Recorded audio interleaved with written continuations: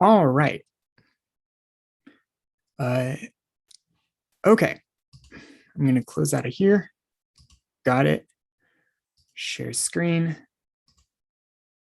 Northridge Quake. Share. All right. So this live stream is just to show you what I'm doing in ArcGIS Pro.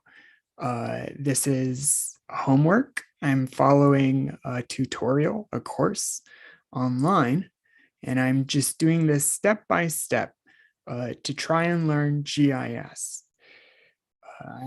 I'm about halfway through a 5-hour course, which has been taking me more than 24 hours, although, broken up. It's been probably a week since I started it, and it was supposed to be a 5-hour course, but I'm just doing it step by step and making very slow progress, but making progress.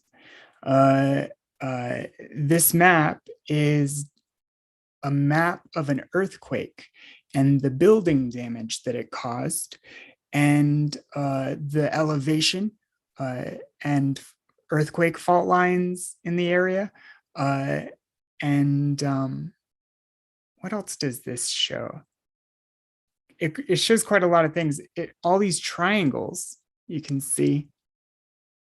These triangles are stations where an instrument is sensing and like recording data about the ground, how fast it's moving, or what the velocity and acceleration of it are, so that when an earthquake happens, a bunch of data is created.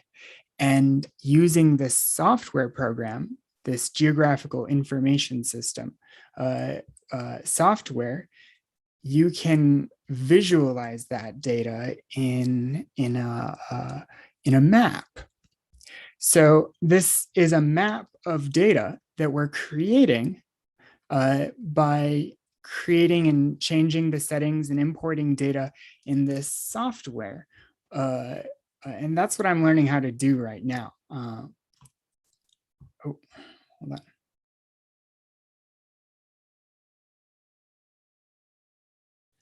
I don't know how to turn off the slide. See, there's a lot of settings, and I get lost a lot looking for a particular button that I read. It says click this, and then I look and I can't find it. And most of the time when I find it, it's right under my nose the whole time. Oh well, I can't figure it out. So I'm going to click over to the tutorial, and you can't see this, but I'm now looking at the instructions. I'm on step 3, symbolize damage in 3D. If necessary, start ArcGIS Pro and open the Northridge earthquake project. Done. Click the Northridge 3D tab. Oops. Yes, we clicked it here. If necessary, zoom to the extent of the building damage layer. Right click, zoom to layer. Cool. You will symbolize a layer of block groups to get a general idea of which block groups contain the most damaged structures. Each block group contains a field that stores the number of buildings that were damaged and unsafe for entry as a result of the earthquake. You will extrude each of the block groups based on this field. So step 1, if necessary, turn on the building damage layer. I'm gonna, yep, it's checkmarked. In the contents pane, drag the building damage layer from the 2D layers section to the 3D layers section, placing it above the earthquake layer. Drag the building damage layer from the 2D layers section to the 3D layers section. Okay, in the contents pane, here's the building damage layer, and it's currently in the 2D section. Here's the 3D section. We want to move it up there. So I'm going to click and drag and drop it up there. Huh. I'm not sure what that did, but it looks different now. Oh. Oh, interesting.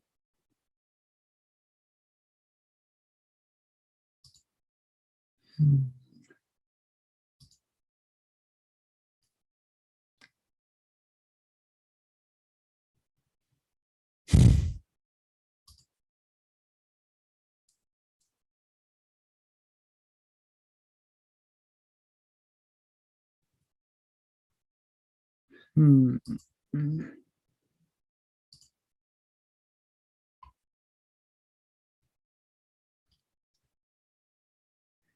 I I did it. Okay, so I was stuck on a setting called slide, I think it's called, and it was being used to show like you could show two different layers back and forth, like opening and closing a curtain. And I was, because I was in that setting, I wasn't able to navigate like I can now. But now I realized, oh, I just have to click this explore button. Pretty cool.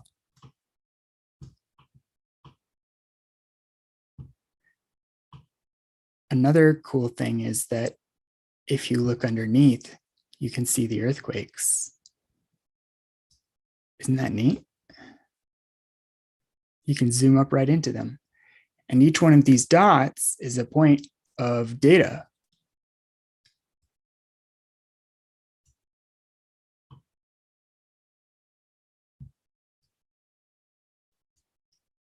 You can kind of see them like sprinkles on a donut.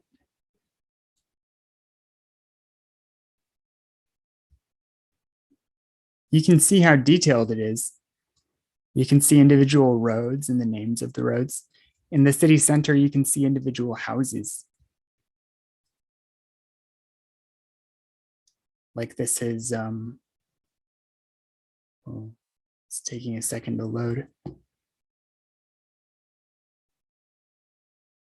See, Adelphia Avenue. And here are all the houses on Adelphia Avenue.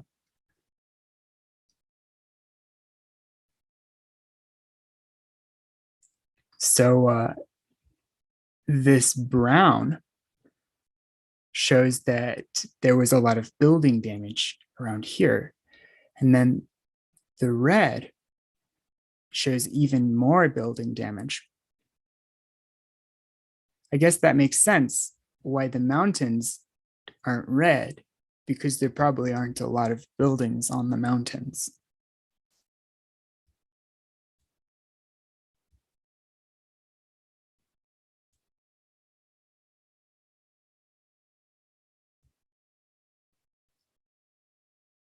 Where the building damage happened isn't necessarily where the earthquake happened, like the epicenter. I think because,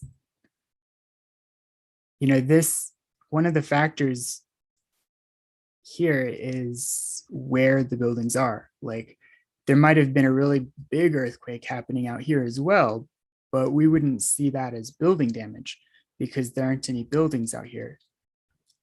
I don't think. Yeah, it looks like mountains. So it could be there was also big shaking out there too. Anyway, let's move on with this exercise.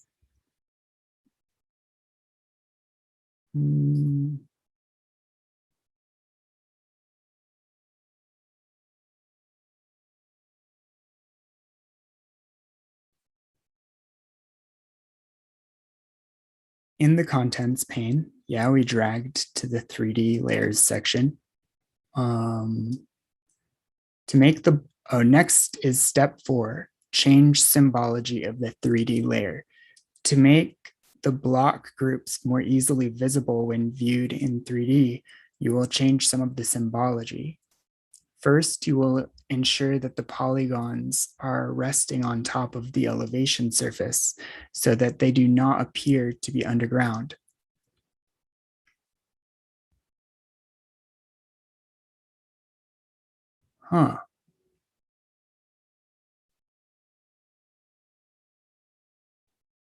Right-click the building damage layer and choose Properties. What? Properties.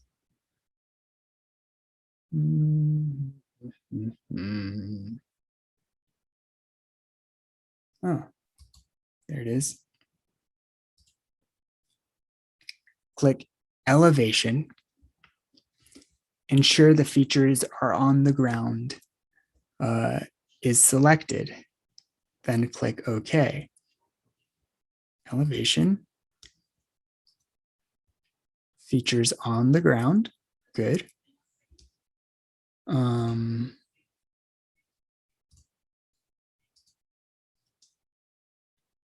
click OK.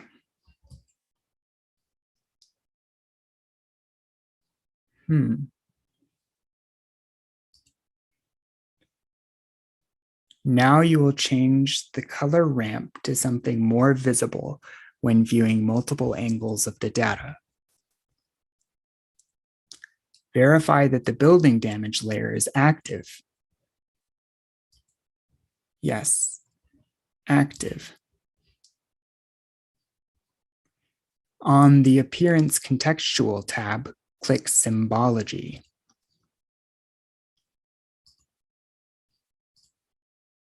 Okay.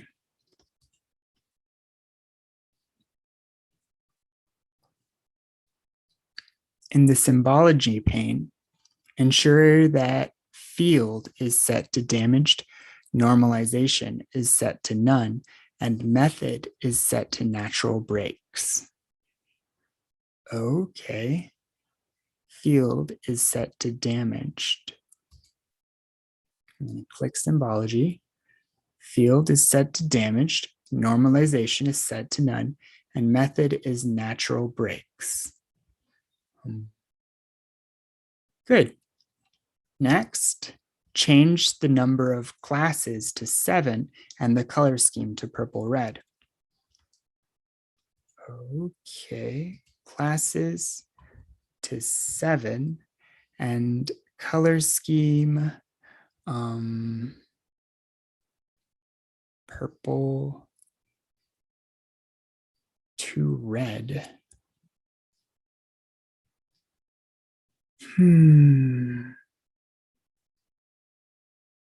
Red, purple. Reds.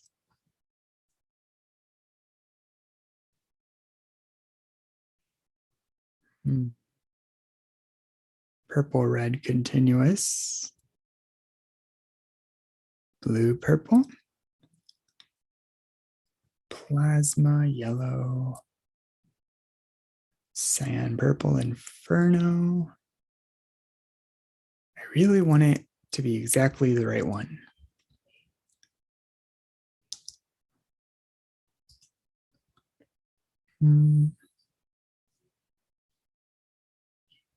Purple, red, continuous.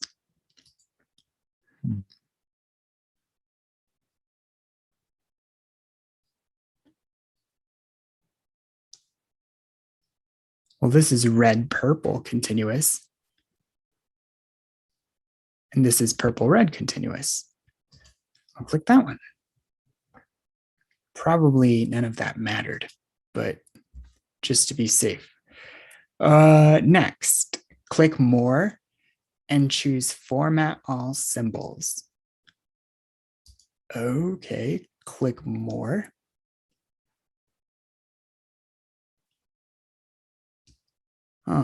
More.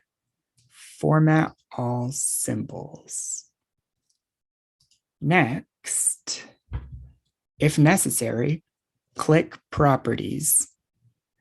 Under Appearance, change the outline color to no color. Properties, Appearance, the outline color should be no color.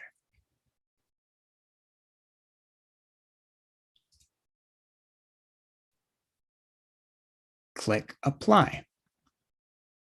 Boop. Ooh, all those lines disappeared. I wonder why we did that. Step 5. Okay. Set an extrusion value for the 3D layer. Here's the introduction. If you tilt the view of the 3D scene so that you can see the elevation data as the horizon, you will not be able to see the extent of the building damage because it is flat on the ground. Oh yeah. So what that's saying is if you are looking like this or like this, you can't see how much building damage, where the building damage is, because the building damage is shown in 2D. Once you look up like, whoops. Once you look up like that, then you can see the building damage because it's that 2D pane right here. Now we know the building damage is here. So I guess what we're going to do now is fix that problem. We want the building damage to be shown in 3D. In this step, you will extrude the building damage layer so that block groups that sustained more damage appear to be taller than block groups with fewer buildings damaged. The extrusion will make the data easier to interpret in 3D. Okay, first, ensure that building damage layer is the active layer. Building damage layer, yes. On the Appearance Contextual tab in the Extrusion group, click Type and choose Minimum Height.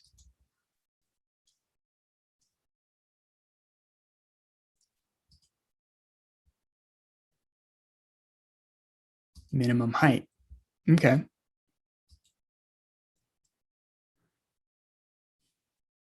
Next, in the Extrusion group, click the Extrusion Expression button.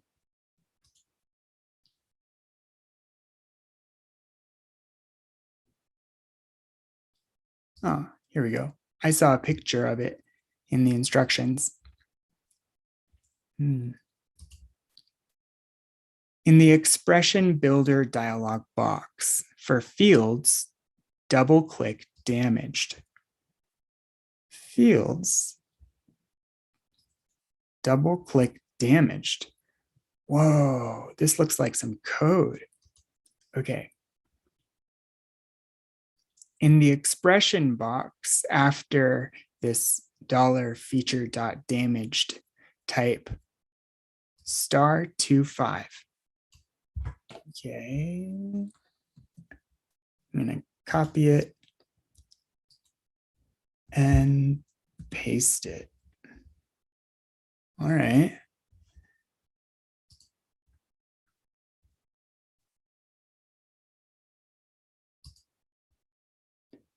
Multiplying the damage by 25 exaggerates the extrusion of the damaged block groups and makes them easier to see and interpret. First, click OK.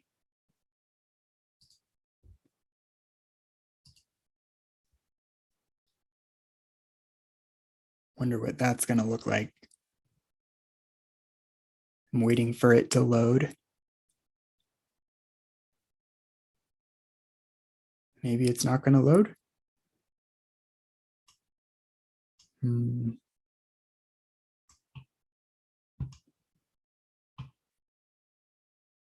not really sure what we're waiting for. The red disappeared. The building damage layer looks like it's off. Oh, it's appearing. Wow.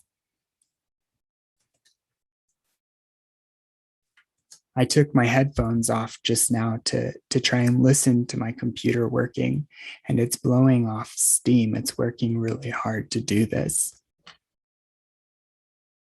I can hear the fan whirring, but this PC is supposed to be able to do this stuff. So let's just believe in it. It will be okay. Pretty cool. Wow. So the taller and darker, the more building damage in that area. Whoops.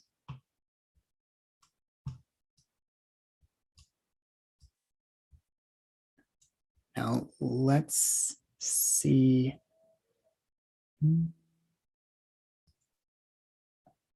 Okay. I'm going to turn off earthquakes and turn on. Oh, never mind. I can't turn what I was thinking of turning on in the 3D tab because I set it up on the 2D tab. I'll just turn earthquakes back on. Boop.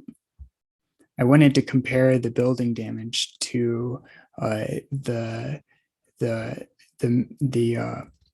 velocity of the ground, but I think that it's over here that I have that.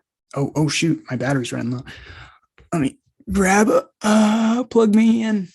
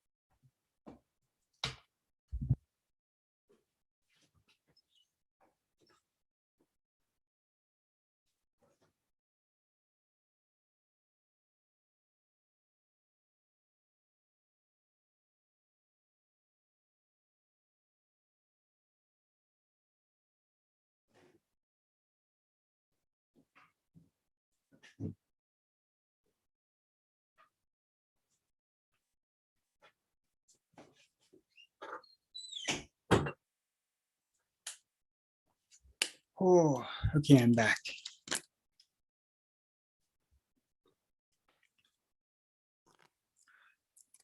Had to take a short break, plug the computer into the wall, and get a water. Now I'm back. So this is the 2D tab. I'm looking at a 2D map this time from above. And you can see this square over the map is visualizing the peak ground velocity, which means how fast the ground moved. And it's pretty cool because what you can do is turn off and turn on the building damage. The red there that you see is the building damage.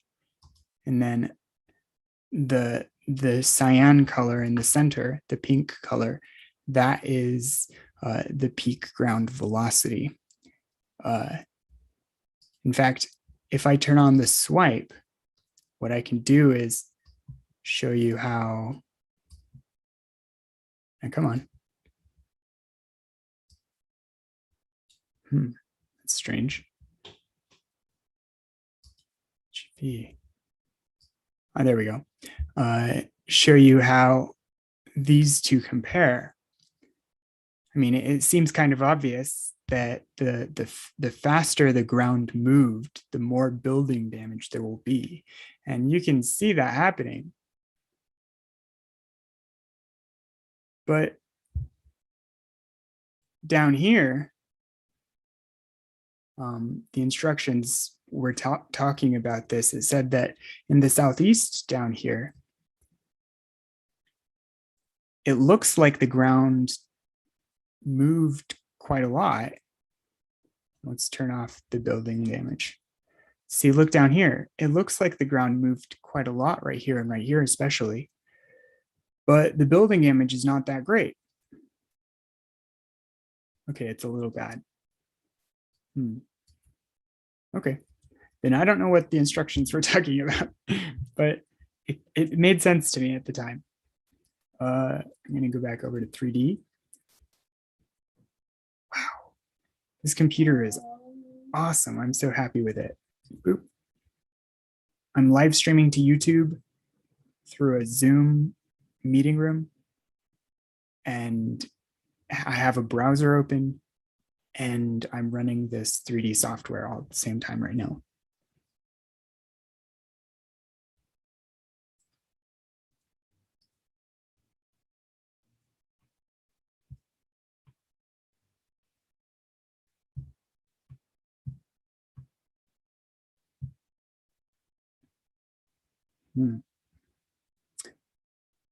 Okay, what next? With the Explore tool, hold on, did we do something? Go to appearance. For some reason, I put the transparency at 40, but I think the instructions said put it at 50. Oh well. Now it says, with the Explore tool, navigate around the 3D scene to view the extruded building damage polygons. Well, the Explore tool is this. Doop, doop, doop. And it says to go around and explore the polygons, which we did quite a lot. In this exercise, you visualized building damage in the 3D scene, set the symbology for the 3D layer, and extruded the damaged polygons. Save your project. And if you are continuing to the next exercise, leave ArcGIS Pro open. Otherwise, exit ArcGIS Pro. All right, so I'm going to save the project. Boop, boop. Whoa, it's so cool. It's so cool. Wow. I'm gonna take a picture. Boop. Open another application. And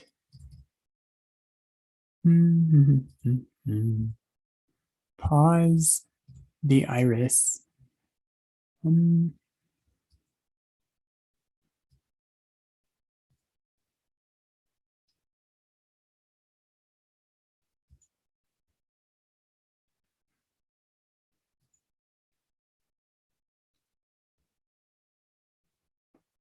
Cool. Okay, I took a picture. I'm going through this homework so slowly. This is a 5-hour course, and I've been working on it for a week. I kind of expected that I'd have to go really slow. But that's one cool thing about this boot camp that I'm doing is it's asynchronous. That means not happening at the same time, meaning the teachers and the students don't all do their work together at the same time. Everyone has work to do and they can do it at their own pace, even going really slowly like I am. And that's something I like about this boot camp. The elevation, you can see the elevation data too. And then below all the earthquakes. Whoa. I wonder if I can, hold on. Base map. All right. No, I can't swipe the base map to see the earthquakes below the ground. Analyze, insert, map. I guess not. All right. That's no fun. What the? Ooh, I accidentally clicked a station and it popped up a window with information about that. So cool. Looks like a city. So in the future, I think that not only will the computer be